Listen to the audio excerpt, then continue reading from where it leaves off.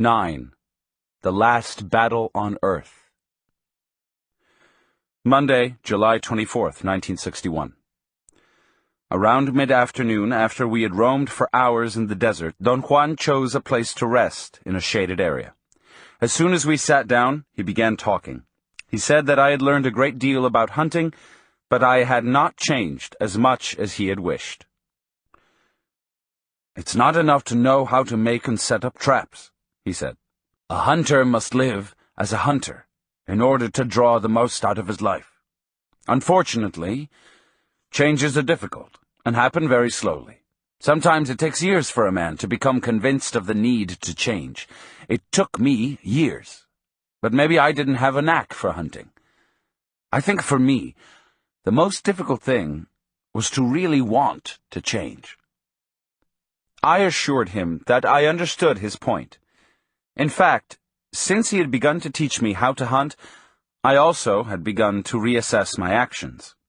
Perhaps the most dramatic discovery for me was that I liked Don Juan's ways. I liked Don Juan as a person. There was something solid about his behavior. The way he conducted himself left no doubts about his mastery, and yet he had never exercised his advantage to demand anything from me. His interest in changing my way of life, I felt, was akin to an impersonal suggestion, or perhaps it was akin to an authoritative commentary on my failures. He had made me very aware of my failings, yet I couldn't see how his ways would remedy anything in me. I sincerely believed that in light of what I wanted to do in my life, his ways would have brought me misery and hardship. Hence the impasse. However, I had learned to respect his mastery, which had always been expressed in terms of beauty and precision. "I have decided to shift my tactics," he said. I asked him to explain. His statement was vague, and I wasn't sure whether or not he was referring to me. "A good hunter changes his ways as often as he needs," he replied. "You know that yourself." "What do you have in mind, Don Juan?" "A hunter must not only know about the habits of his prey, he also must know that there are powers on this earth that guide men and animals and everything that is living." He stopped talking. I waited, but he seemed to have come to the end of what he wanted to say. "What kind of powers are you talking about?" I asked after a long pause. "Powers that guide our lives and our deaths." Don Juan stopped talking and seemed to be having tremendous difficulty in deciding what to say. He rubbed his hands and shook his head, puffing out his jaws. Twice he signaled me to be quiet as I started to ask him to explain his cryptic statements. "You won't be able to stop yourself easily," he finally said. "I know that you're stubborn, but that doesn't matter. The more stubborn you are, the better it'll be when you finally succeed in changing yourself." "I'm trying my best," I said. "No, I disagree. You're not trying your best. You just said that because it sounds good to you. In fact, you've been saying the same thing about everything you do. You've been trying your best for years, to no avail. Something must be done to remedy that." I felt compelled, as usual, to defend myself. Don Juan seemed to aim, as a rule, at my very weakest points. I remembered then that every time I had attempted to defend myself against his criticisms, I had ended up feeling like a fool, and I stopped myself in the midst of a long explanatory speech. Don Juan examined me with curiosity and laughed. He said in a very kind tone that he had already told me that all of us were fools.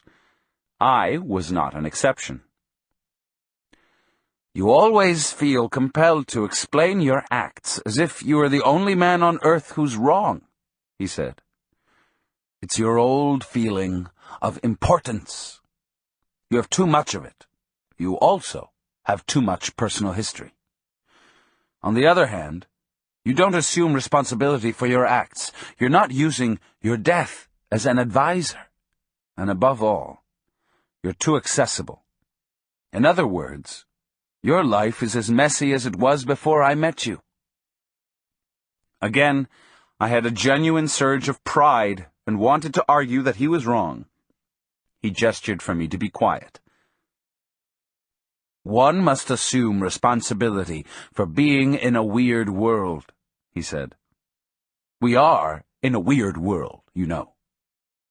I nodded my head affirmatively. "We're not talking about the same thing," he said. "For you, the world is weird because if you're not bored with it, you're at odds with it. For me, the world is weird because it is stupendous, awesome, mysterious, unfathomable. My interest has been to convince you that you must assume responsibility for being here, in this marvelous world, in this marvelous desert, in this marvelous time.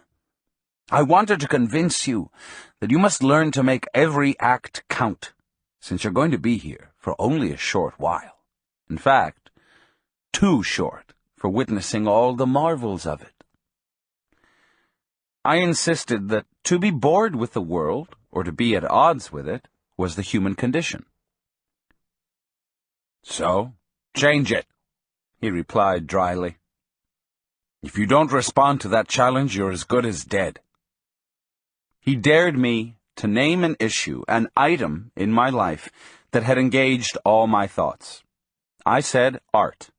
I'd always wanted to be an artist, and for years I'd tried my hand at that. I still had the painful memory of my failure.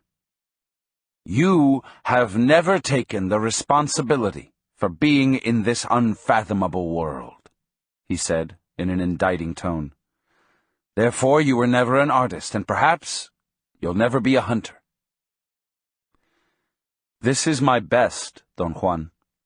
"No, you don't know what your best is. I'm doing all I can. You're wrong again. You can do better. There is one simple thing wrong with you. You think you have plenty of time." He paused and looked at me as if waiting for my reaction. "You think you have plenty of time," he repeated. "Plenty of time for what, Don Juan?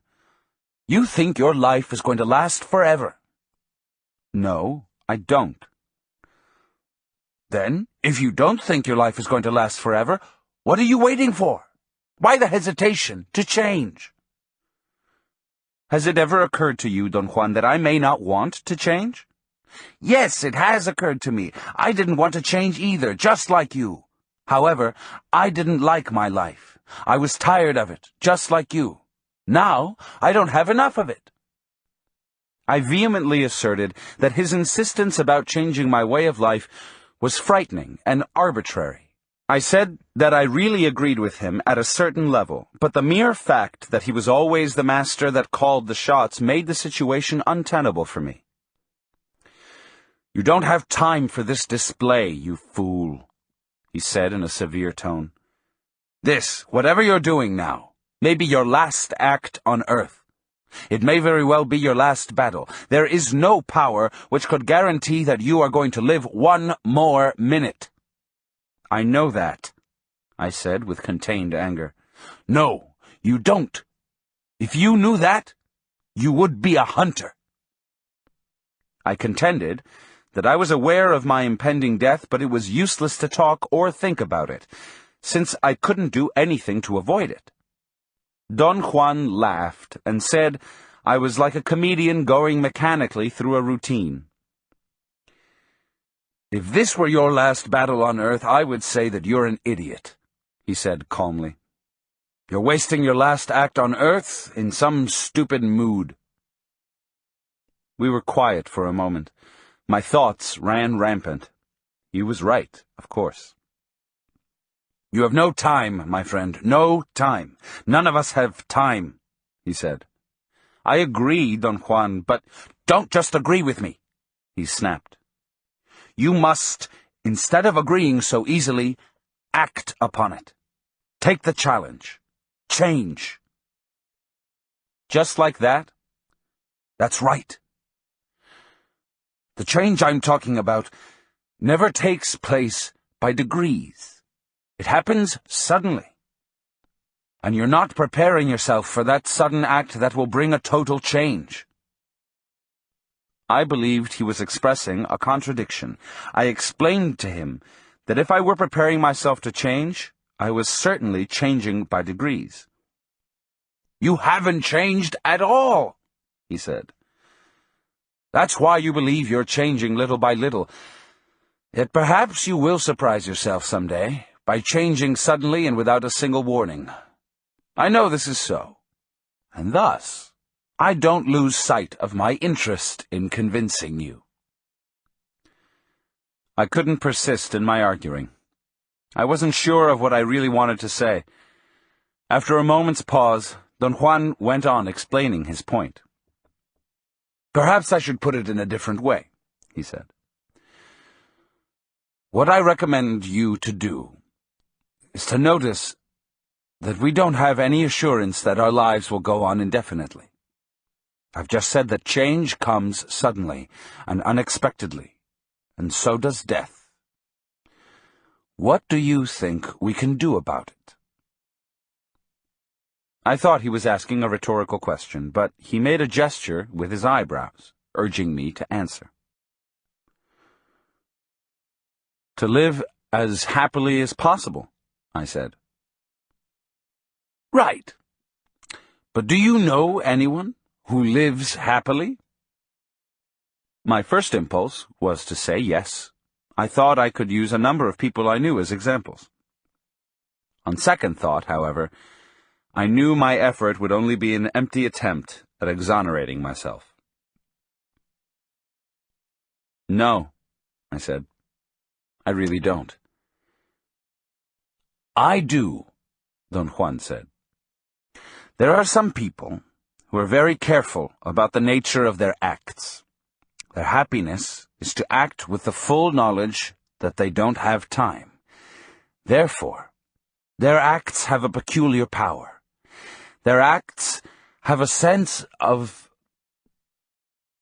Don Juan seemed to be at a loss for words. He scratched his temples and smiled. Then, suddenly, he stood up, as if he were through with our conversation. I beseeched him to finish what he was telling me. He sat down and puckered up his lips. "Acts have power," he said, "especially when the person acting knows that those acts are his last battle. There's a strange, consuming happiness in acting with the full knowledge that whatever one is doing may very well be one's last act on earth. I recommend that you reconsider your life and bring your acts into that light." I disagreed with him. Happiness, for me, was to assume that there was an inherent continuity to my acts, and that I would be able to continue doing, at will, whatever I was doing at the moment, especially if I was enjoying it. I told him that my disagreement was not a banal one, but stemmed from the conviction that the world and myself had a determinable continuity. Don Juan seemed to be amused by my efforts to make sense. He laughed, shook his head, scratched his hair, and finally, when I talked about a determinable continuity, threw his hat to the ground and stomped on it. I ended up laughing at his clowning. "You don't have time, my friend," he said. "That's the misfortune of human beings. None of us have sufficient time, and your continuity has no meaning in this awesome, mysterious world. Your continuity only makes you timid," he said. "Your acts cannot possibly have the flair, the power, the compelling force of the acts performed by a man who knows that he is fighting his last battle on earth. In other words, your continuity doesn't make you happy or powerful."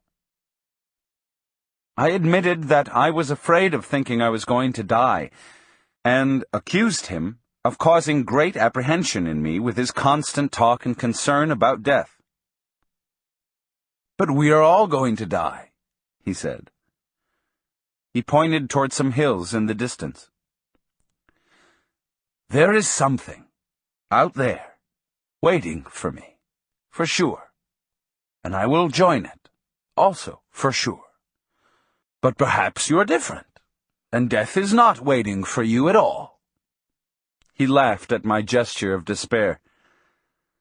I don't want to think about it, Don Juan. Why not? It's meaningless. If it's out there waiting for me, why should I worry about it? I didn't say that you have to worry about it.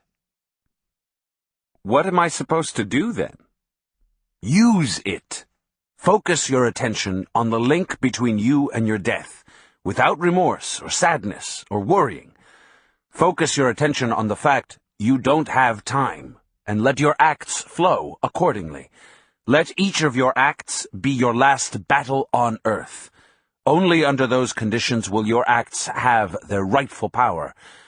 Otherwise, they'll be, for as long as you live, the acts of a timid man. Is it so terrible to be a timid man? No, it isn't, if you're going to be immortal. But if you're going to die, there's no time for timidity, simply because timidity makes you cling to something that exists only in your thoughts. It soothes you, while everything is at a lull.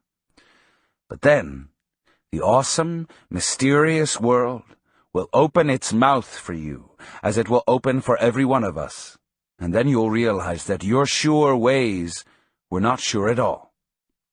Being timid prevents us from examining and exploiting our lot as men. It's not natural to live with the constant idea of our death, Don Juan. Our death is waiting, and this very act we're performing now may well be our last battle on earth, he replied in a solemn voice. I call it a battle because it is a struggle. Most people move from act to act without any struggle or thought.